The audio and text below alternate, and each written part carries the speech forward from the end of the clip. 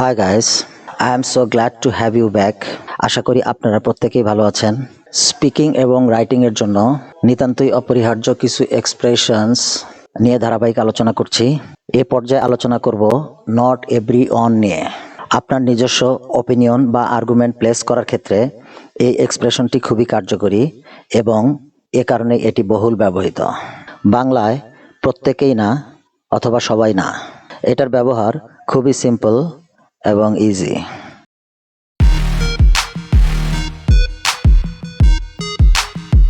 Not everyone wants to be rich.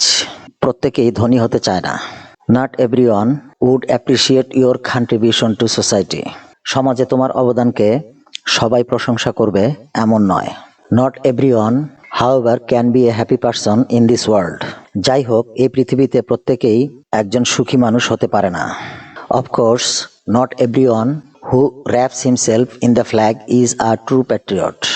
অবশ্যই পতাকায় আবৃত প্রত্যেকেই সত্যিকার দেশপ্রেমিক নয়। It's not everyone could lead a team but Tridip will. এটা সবাই না যে দল পরিচালনা করতে পারবে, কিন্তু ত্রিদীপ পারবে। এখানে 5টা এক্সাম্পলস থেকে আমরা নট এভরিওয়ানের ব্যবহার শিখে ফেললাম। এখন আপনার কাজ হচ্ছে এরকম আরো 5 থেকে 10টি এক্সাম্পলস মেক করা, তাহলে নট এভরিওয়ানের ব্যবহার আপনার মধ্যে ইনকালকেট হয়ে যাবে।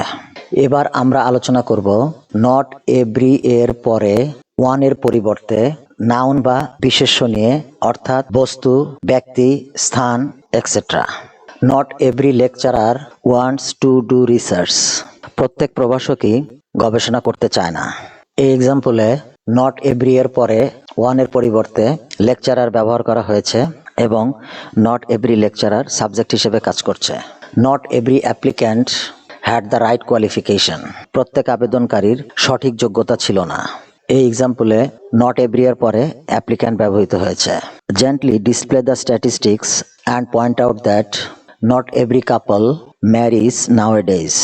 বিনয়ের সাথে পরিসংখ্যানটা দেখাও এবং উল্লেখ করো যে সব যুগলই আজকাল বিবাহ বন্ধনে আবদ্ধ নয়। এই এক্সাম্পলে নট এভরি এর পরে কাপল ব্যবহৃত হয়েছে। It's not every day that you will harvest, but it requires to work on it every day after planting seeds. সব দিনই যে তুমি ফসল ঘরে তুলবে তা নয়, কিন্তু প্রতিদিনই বীজ বপন করার পর তার উপর কাজ করা দরকার। এই এক্সাম্পলে নট এভরি এর সাথে ডে যুক্ত হয়েছে। আমরা আরো এক্সাম্পলস মেক করব এবং স্পিকিং এবং রাইটিং এ সেগুলো ব্যবহার করব। তাহলে স্পিকিং এবং রাইটিং এ আমাদের আর্গুমেন্ট এবং ওপিনিয়ন প্লেস করার ক্ষেত্রে এই দুটি এক্সপ্রেশনস কার্যকরভাবে কিভাবে ব্যবহার করতে হয় সেটা আমরা শিখে যাব। আবারও কথা হবে নতুন কোনো এক্সপ্রেশন নিয়ে। সেই প্রত্যাশায় ভালো থাকবেন।